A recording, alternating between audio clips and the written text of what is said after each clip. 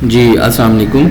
आज हम देखते हैं कि पहले हमने जो प्रोग्राम पढ़े थे वो सिंपल इफ़ की कंडीशन में थे, फिर हमने इफ़ के साथ सेपरेट एल्स की कंडीशन पढ़ी थी।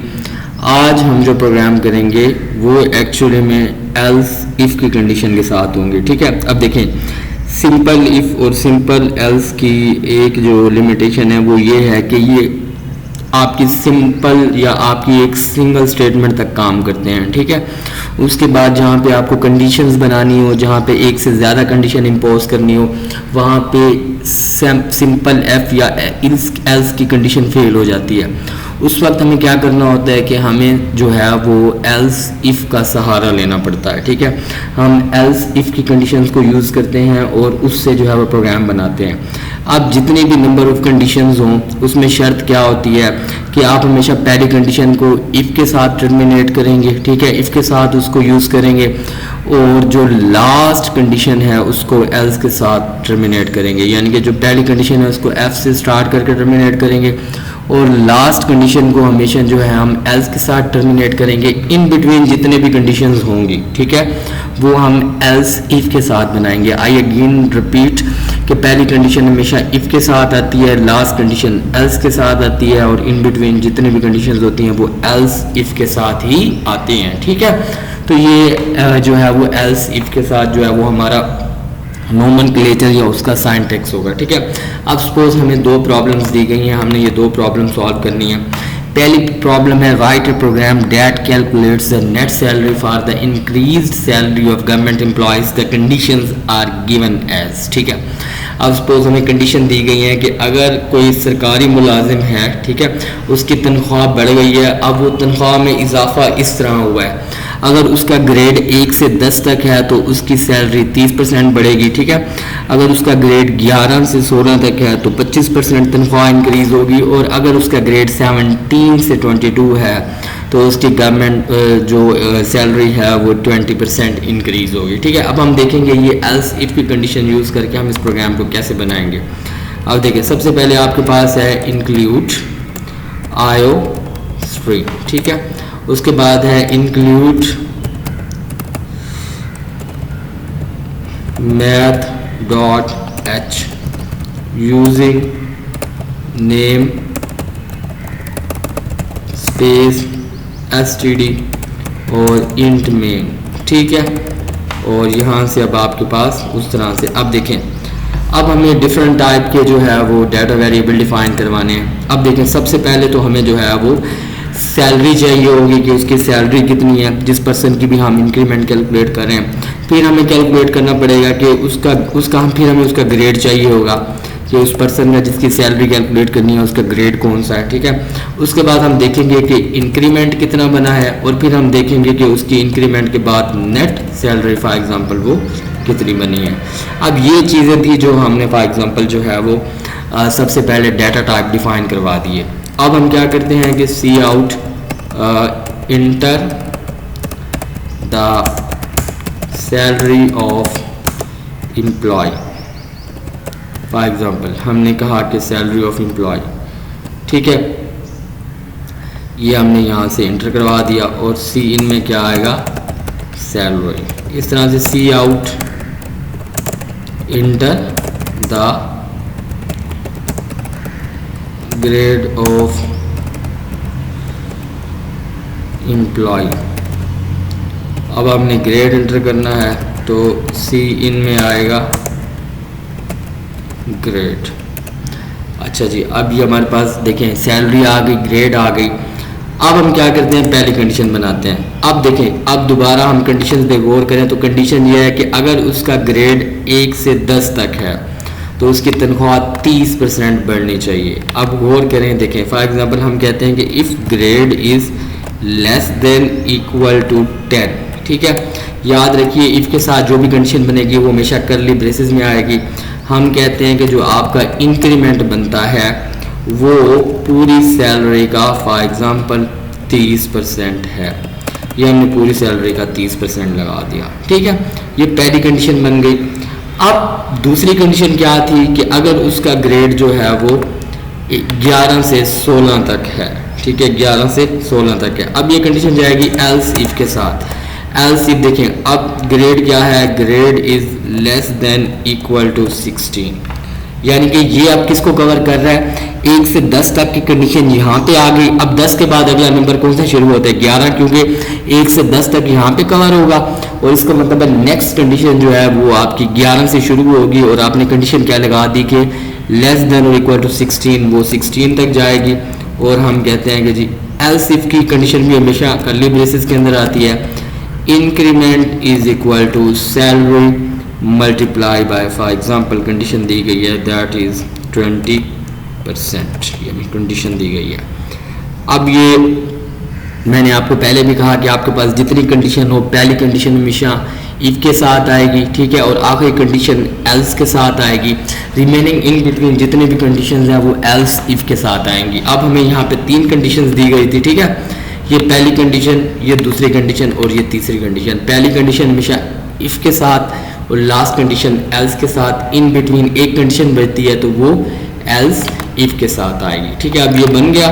अब हम क्या करते हैं कि लास्ट कंडीशन को एल्स के साथ बनाते हैं, और आपको पता है कि एल्स के साथ क्या होता है, कंडीशन हमेशा विदाउट कर्ली ब्रेसेस आती है। एल्स में हम क्या करते हैं, या हम इसको भी अगर फॉर एग्जांपल सेपरेट एक कंडीशन बनाना चाहें तो हम बना सकते हैं, क्योंकि अब उसने जो है वो लगा दिया है, उसने लिमिट लगा दिया है कि 17 से 22 तक ग्रेड है, 17 से 22 तक, तो हम इसको भी सेपरेट कंडीशन बनाते हैं।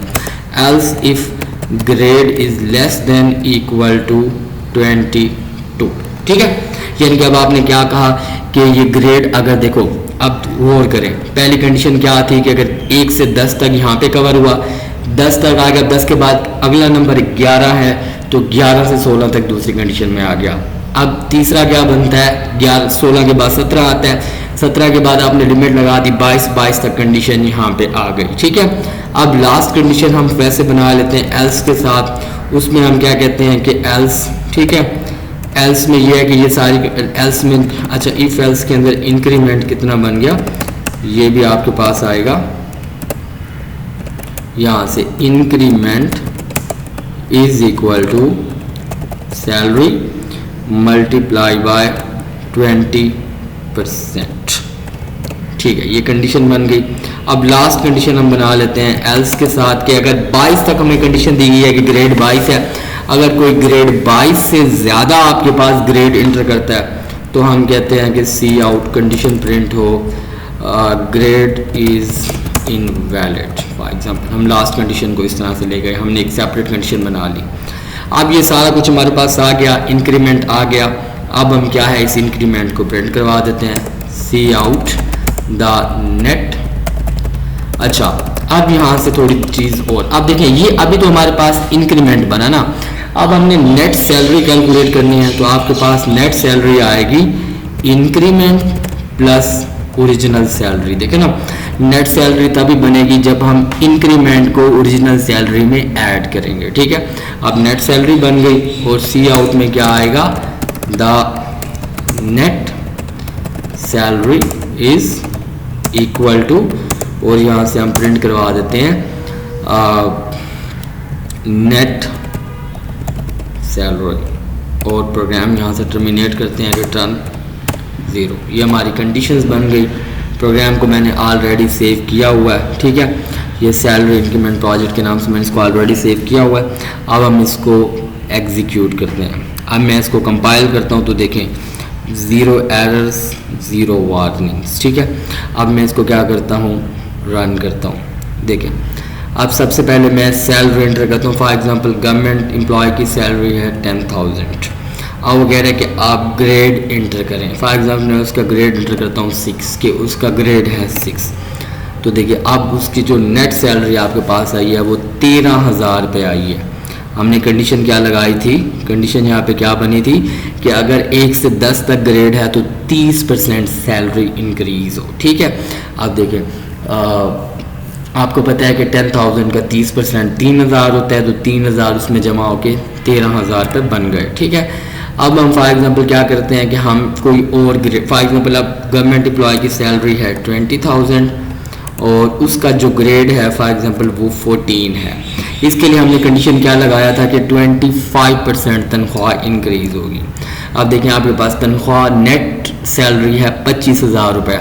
आपको पता है कि 20,000 का जो 25% होता है वो 5,000 होता है। 20,000 में 5,000 ऐड करेंगे तो नेट सैलरी 25,000 आपके पास आ रही है। ठीक है, इसी तरह से हम जो है वो एग्जीक्यूट करते हैं। इसमें कोई और जो है वो एंटर करवाते हैं। ठीक है, हम यहाँ पे कुछ फॉर एग्जांपल गवर्नमेंट एम्प्लॉय की सैलरी है 30,000 और उसका ग्रेड है फॉर एग्जांपल 18। ठीक है, आप देखें आपके पास नेट सैलरी आ रही है 36,000 रुपये। ठीक है, हमने क्या कहा कि आपका जो है वो 18 यानी कि 17 से 22 तक जो ग्रेड है उसमें 20% इंक्रीज़ होगा। और आपको पता है कि 30,000 का 20% 6,000 बनता है। ठीक है, और ये 6,000 यहाँ पे ऐड करके 30,000 में 36,000 आपके पास बन गया। ठीक है, इस तरह से फॉर एग्जांपल हम कोई 22 तक हमने मैक्सिमम ग्रेड रखे हैं। फॉर एग्जांपल मैं 24 ग्रेड एंटर करता हूँ तो सॉरी यहाँ से ये there is a little mistake and I will run it again. ठीक है, अब फॉर एग्जांपल मैं गवर्नमेंट एम्प्लॉय की सैलरी है फॉर एग्जांपल 10,000 और उसका मैं ग्रेड जो है वो 24 एंटर कर देता हूँ। हमने 24 तो प्रोग्राम में डिफाइन ही नहीं किया, हमने मैक्सिमम जो ग्रेड रखा है वो 22 तक है। हम अगर 24 यहाँ से एंटर करते हैं तो आप देखें वो कहते हैं grade is invalid, the net salary is 10,000। इसका मतलब ये है कि ये कोई ऐसा एम्प्लॉय है जिसका ग्रेड कोई नहीं है। ठीक है, ये वैसे गवर्नमेंट के अंदर काम कर रहा है, उसको 10,000 फिक्स सैलरी मिल रही है। ठीक है, अब हमने उसका कोई ग्रेड जो है वो डिफाइन नहीं किया, इसलिए वो कह रहे हैं ग्रेड इज़ इनवैलिड और बता रहा है कि उसको जो सैलरी मिल रही है उतनी ही है, उसका कोई इंक्रीमेंट नहीं है। ठीक है, तो ये प्रोग्राम था ये उसके ऊपर हमने काम किया। ठीक है, ये हमने देखा कि किस तरह से ये प्रोग्राम वर्क करता है। ठीक है, पहला प्रोग्राम सक्सेसफुली हमारा बन गया। ठीक है, अब हम देखते हैं कि हम दूसरे प्रोग्राम की तरफ जाते हैं। अब दूसरा प्रोग्राम है कि write a program that calculates the cost of electricity. ठीक है, अब उन्होंने कंडीशन दे दी है कि अगर आप 100 यूनिट इस्तेमाल करते हैं तो बिजली का बिल जो है वो 10 रुपये पर यूनिट के हिसाब से बनेगा। अगर आप 200 तक यूनिट इस्तेमाल करते हैं तो 17 रुपये पर यूनिट के हिसाब से। अगर आप 300 यूनिट तक इस्तेमाल करते हैं तो आपका जो बिल है फॉर एग्जांपल वो 25 रुपीज़ पर यूनिट के हिसाब से है। और अगर आप 400 तक यूनिट इस्तेमाल करते हैं तो आपके पास जो बिल है, या आप कह दें कि यहाँ पे कंडीशन चेंज कर लेते हैं अप टू से, क्या है कि आप क्या करते हैं, हम कहते हैं कि यूनिट्स अबव 300। फॉर एग्जांपल हमने ये कंडीशन बना ली कि हमारे यूनिट्स जो है वो 300 से बड़े हैं या ज़्यादा हैं। ठीक है, तो cost of electricity is 50 rupees per unit. ठीक है, अब साथ में उसने कहा है कि आप ये कॉस्ट ऑफ ये तो यूनिट्स की कंजम्पशन है, उसके साथ वो कह रहे हैं कि आप उसके अंदर जीएसटी 10% ऐड करेंगे कि जितने यूनिट बने हैं उसका आप 10% जो है वो जीएसटी ऐड करेंगे। ठीक है, और फ्यूल एडजस्टमेंट उसमें टोटल यूनिट्स जो कंज्यूम हुए हैं उसकी प्राइस का 12% ऐड करेंगे। और सपोज कि अगर आप ड्यू डेट से ज़्यादा बिल यानी कि अगर आप ड्यू डेट से लेट होते हैं तो आपको एक्स्ट्रा 8% जो है वो जुर्माने के साथ बिल पे करना होगा। सपोज अब हमें ये कंडीशन दी गई है तो हम ये बिल बना लेते हैं। ठीक है, अब सपोज मैं इसी के अंदर चला जाता हूँ, इसी को रेज कर देता हूँ, दोबारा से बनाता हूँ। फॉर एग्जांपल ये इंक्लूड आयो स्ट्रीम इंक्लूड math.h, उसके बाद था using name space std int main. ठीक है, और यहाँ पे क्या आएगा इसी तरह से हम डिफाइन कर लेते हैं। फॉर एग्जांपल डबल के अंदर यूनिट्स आ जाएंगे। अब सबसे पहले तो हमें चाहिए यूनिट्स, कि यूनिट्स कितने हैं। उसके बाद हमें कॉस्ट चाहिए कि कॉस्ट कितनी बनेगी। उसके बाद हमें जीएसटी चाहिए, जीएसटी के बाद हमें फ्यूल एडजस्टमेंट चाहिए। ठीक है, अब ये आपने पहले डिसाइड करना है कि आपको डाटा टाइप्स चाहिए कौन कौन से। अब जीएसटी के बाद आपको जो है वो नेट बिल चाहिए कि नेट बिल कितना बनेगा। ठीक है, और उसके साथ आपको चाहिए due bill, due over bill, कि अगर आप सपोज ड्यू डेट से लेट होते हैं तो फिर बिल कितना बनेगा। ये डाटा टाइप्स आपने डिफाइन किया। अगर आपको कोई डाटा टाइप बाद में चाहिए तो आप ऑन द स्पॉट या ऊपर आके वापस भी डाटा टाइप डिफाइन कर सकते हैं। अब देखिए फॉर एग्जांपल सी आउट में हम लिखते हैं कि enter the consumed units. For example हम कहते हैं कि हमारे कंज्यूम यूनिट्स इतने हैं, सी इनमें आ जाएगा यूनिट्स, कंज्यूम यूनिट्स आ गए। ठीक है, अब हम कंडीशन बनाते हैं। हमने पहली कंडीशन क्या थी कि अगर आपके यूनिट्स 100 या 100 से कम है, if units are less than और इक्वल टू 100, ठीक है, कंडीशन क्या आएगी, आपके पास जो बिल की कॉस्ट है वो बनेगी यूनिट्स मल्टीप्लाइड बाय, हमने कहा था कि 100 तक जो यूनिट है वो 10 रुपये पर यूनिट के हिसाब से होगा, 10 रुपीज़, इसके साथ हमने मल्टीप्लाई कर दिया। अब नेक्स्ट हमारी एल्स इफ़ के साथ कंडीशन आएगी, क्योंकि अब दूसरी कंडीशन है, उसमें क्या है कि if units are less than equal to 200, ठीक है, हमने कहा कि जो हमारी कॉस्ट बनेगी, cost is equal to units multiplied by, क्या हमें कॉस्ट दी गई है, that cost is equal to 17 rupees per unit, हमने ये बना लिया। ठीक है, अच्छा अब नेक्स्ट हम बनाते हैं इसी तरह से एल्स इफ़ की कंडीशन बनेगी कि तीसरी कंडीशन है कि units are less than equal to 300, ठीक है, तो आपके पास जो कॉस्ट बनेगी, cost is equal to units multiply by, इसकी कितनी हमने कॉस्ट बनाई थी, वो थी 25 रुपीज़ पर यूनिट, ये 25 रुपीज़ पर यूनिट के हिसाब से इसकी कॉस्ट बन गई। अब देखिए हमारे पास 4 कंडीशंस थी, पहली कंडीशन हमने लगा दी इफ़ के साथ, अगली 2 कंडीशन एल्स के साथ आ गई, अब एक कंडीशन बच गई, वो हम बना लेते हैं एल्स के साथ। एल्स में हमने क्या कहा कि अब देखो 300 तक यहाँ पे आ गया, देखो पहले हमने कहा कि 1 से 100 तक अगर यूनिट है तो ये कंडीशन चलेगी, पहली कंडीशन चलेगी, अगर 100 से ज़्यादा 101 से 2 तक है तो ये कंडीशन चलेगी, ठीक है, और 201 से 300 तक कंडीशन है, यूनिट्स हैं तो ये कंडीशन चलेगी। अब इसका मतलब है कि एल्स में हम कहते हैं कि एल्स का मतलब ये है कि जब आप यूनिट पुट करेंगे 300 से ज़्यादा, हम कहते हैं कि एल्स जो आपकी कॉस्ट है that is equal to units multiplied bye, उसकी हमें कितनी कॉस्ट दी हुई है, for example 50 rupees per unit, ठीक है, तो हम कहते हैं दैट इज इक्वल टू 50। अब यहाँ तक तो हमारे पास बिल की कॉस्ट बन गई ना। अब नेक्स्ट उसने हमें कहा गया कि आपने जीएसटी कैलकुलेट करना है कि जीएसटी कितना होगा, तो जीएसटी निकालने का तरीका क्या होगा कि कॉस्ट के ओवरऑल जितने भी कॉस्ट बनी कंडीशन के मुताबिक, कॉस्ट मल्टीप्लाइड बाय वो कितने परसेंट था, 10%, कॉस्ट मल्टीप्लाइड बाय 10%, ये कॉस्ट आ गई। इस तरह से हम फ्यूल एडजस्टमेंट निकाल लेते हैं, यह आएगा फ्यूल एडजस्टमेंट, ठीक है, फ्यूल एडजस्टमेंट हमने कितना निकालना है, फ्यूल एडजस्टमेंट फॉर एग्जांपल वो कह रहा है कि कॉस्ट का 12% है, हम लेते हैं कॉस्ट मल्टीप्लाइड बाय 12%, ये जीएसटी आ गया हमारे पास, फ्यूल एडजस्टमेंट आ गया। अब हमारे पास फ्यूल जो है वो फ्यूल एडजस्टमेंट आ गया। अब हमारे पास जो नेट बिल बनेगा, यानी कि उसमें देखिए अब कॉस्ट आएगी जमा जीएसटी जमा फ्यूल एडजस्टमेंट आएगी, ठीक है। अब देखिए ऊपर हमने क्या डिफाइन करवाया था कि फ्यूल एडजस्टमेंट के बाद हमने कहा था कि नेट बिल, हमने डाटा टाइप यूज़ किया था नेट बिल, तो हम यहाँ पे लिखेंगे नेट बिल, ठीक है। अब हम लिखते हैं कि net bill is equal to cost जमा जीएसटी और जमा फ्यूल एडजस्टमेंट, ठीक है। अब ये तीनों चीज़ें जब ऐड होंगी तो नेट बिल बन जाएगा। और उसके बाद हमने कहा था कि जो ओवर ड्यू बिल है, ठीक है, ओवर ड्यू बिल है तो उसमें आपने 10% जुर्माने की रकम हमने कितनी रखी थी, फॉर एग्जांपल वो 8% थी। तो इसका मतलब ये है कि अब ये नेट बिल जो बना, अब जुर्माना इस नेट बिल का 8% बनेगा।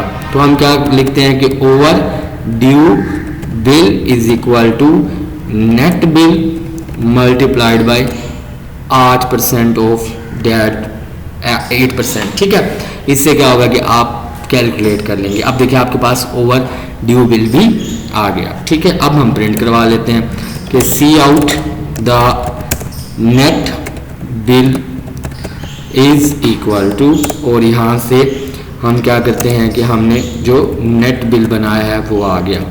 अब देखिए क्योंकि हमें अब ये अगली लाइन सेपरेट चाहिए तो हम यहाँ पे लिख देते हैं एंड एल, ताकि वो सेपरेट लाइन में चला जाएगा। और सी आउट में क्या आएगा, the due over bill is equal to, ठीक है, वो हम कैलकुलेट कर लेते हैं, वो आएगा over due bill for example. और यहाँ से हमारा प्रोग्राम ख़त्म हुआ, हम इसको रिटर्न 0 से टर्मिनेट करते हैं। अब हम इसको एग्जीक्यूट करते हैं, हम इसको कंपाइल करते हैं। आप देखें वो आपको कह रहा है कि net bill was not declared in this scope. हम देखते हैं कि हमने ऊपर कोई गलती की है, स्पेलिंग की कोई मिस्टेक की होगी। अच्छा, अब हमने यहाँ पे कहा कि हमने नेट बिल के स्पेलिंग ऊपर BIBIL लिख दिया है और नीचे BILL लिखे हैं, इसलिए वो आप देखिए यहाँ पे मेरे से गलती से BILL हो गया, लेकिन नीचे मैंने जब उसको मैं यूज़ कर रहा था तो मैंने वहाँ पे नेट बिल की जगह पर स्पेलिंग NETBILL लिखा है, इसलिए उसको रिकॉग्नाइज कर रहा नहीं कर रहा है। अब मैं क्या करूँ, यहाँ पे या तो BIIL करूँ या ऊपर जाके मैं उसको BILL कर दूँ, ठीक है। सपोज मैं इसको करेक्ट करता हूँ, मैं इसको BILL करता हूँ, उसके बाद दोबारा जाके मैं इसको कंपाइल करता हूँ। अब कंपाइल करने के बाद वो फिर कह रहा है कि overdue bill was not declared in this scope. आप देखते हैं कि हमने इसके भी स्पेलिंग में कोई मिस्टेक की होगी, ऊपर और होंगे और नीचे कोई और होंगे। देखते हैं क्या मिस्टेक है। आप देखें यहाँ पे हमने लिखा है ड्यू ओवर बिल, ठीक है, हमने लिखा है ड्यू ओवर बिल, और नीचे हमने क्या लिख दिया है, नीचे हमने ओवर ड्यू बिल लिख दिया, इसलिए मिस्टेक आ रही है। तो हम क्या लिखते हैं, ड्यू ओवर बिल, ठीक है। और यहाँ भी हम क्या करते हैं, for example that was a little mistake, हम यहाँ भी करते हैं ड्यू ओवर बिल। आप देखेंगे एग्जैक्टली जो ऊपर डिफाइन किया है वही हो गया। अब इसको कंपाइल करते हैं। अब कंपाइल करने के बाद देखें 0 एरर 0 वार्निंग, कंपाइल हो गया। हम इसको रन करते हैं।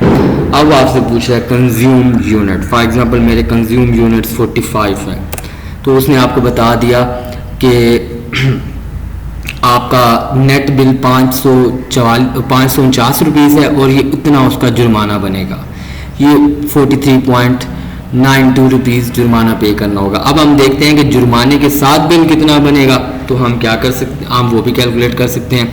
अब हम ओवर ड्यू बिल जो है वो नेट बिल इसका ये होगा, और हम इसको कर लेते हैं कि हम कह सकते हैं कि बिल आफ्टर, अब देखिए मुझे एक न्यू डाटा टाइप चाहिए तो मैं इसको यहीं पे डिफाइन करवा देता हूँ, डबल बिल आफ्टर, अच्छा बिल अमाउंट, या हम कह सकते हैं इसको कहते हैं कि late bill amount. For example हमने ये data type on the spot ही डिफाइन करवा दिया। इससे कोई फर्क नहीं पड़ता कि आप डाटा टाइप प्रोग्राम में कहीं भी डिफाइन करवा सकते हैं डाटा टाइप दे के, ठीक है। अब मैंने कहा late bill amount is equal to, अब देखें अब ये मेरा ड्यू बिल आ गया, ड्यू ओवर बिल प्लस और उसके बाद नेट बिल की अमाउंट इसके अंदर ऐड हो जाएगी, और हमारे पास जो है वो नेट बिल की अमाउंट जब इसमें ऐड होगी तो ये जुर्माने के पैसे नेट बिल में जमा करके बताएगा कि हमारा ओवरऑल बिल कितना बना है,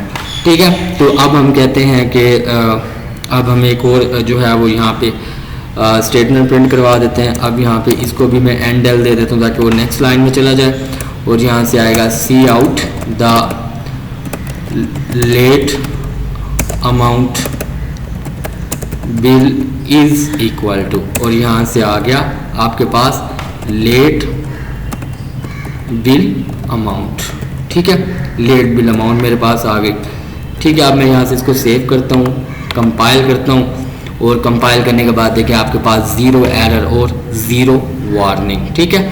अब मैं इसको चेक कर लेता हूँ, रन करता हूँ। अब फॉर एग्जांपल मैं कहता हूँ कि मेरे कंज्यूम यूनिट 45 है, अब वो आपको बता रहा है, देखें आपके पास नेट बिल इतना बन रहा है, ड्यू बिल 43.92 रुपीज़ उसकी जो है वो आपको जुर्माना है, और जो टोटल अमाउंट जुर्माने की अमाउंट इस बिल में ऐड करके वो कितनी बन गई 592.92 रुपीज़, ठीक है। इस तरह से हम चेक कर लेते हैं कि फॉर एग्जांपल रन करते हैं, अगर आपका 120 यूनिट कंज्यूम हुए हैं तो वो आपको देखें बता रहा है 120 यूनिट का बिल कितना बनेगा 2488.8 रुपये, और उसका जुर्माना इतना है, और उसमें अगर जब आप जुर्माना ऐड करेंगे तो इतना बिल बनेगा, ठीक है। इस तरह से हम फॉर एग्जांपल हम चेक करते हैं कि फॉर एग्जांपल हम रन करते हैं और उसके कंज्यूम यूनिट फॉर एग्जांपल 306 हैं, तो आप देखिए 306 यूनिट का बिल कितना बनेगा, 18,666 रुपीज़, ठीक है। और उसके साथ जो है उसका ड्यू ओवर बिल, उसका जुर्माना 1493 रुपये बनेगा और टोटल बिल 20,159.3 रुपीज़, ठीक है। इस तरह से जो आपकी जो है वो वापदा वगैरह या इस तरह की जो कंपनियां हैं वो बिल को इस तरह कैलकुलेट करती हैं, ठीक है। That is a way to construct a bill, ठीक है। That's all about this lecture, thank you so much.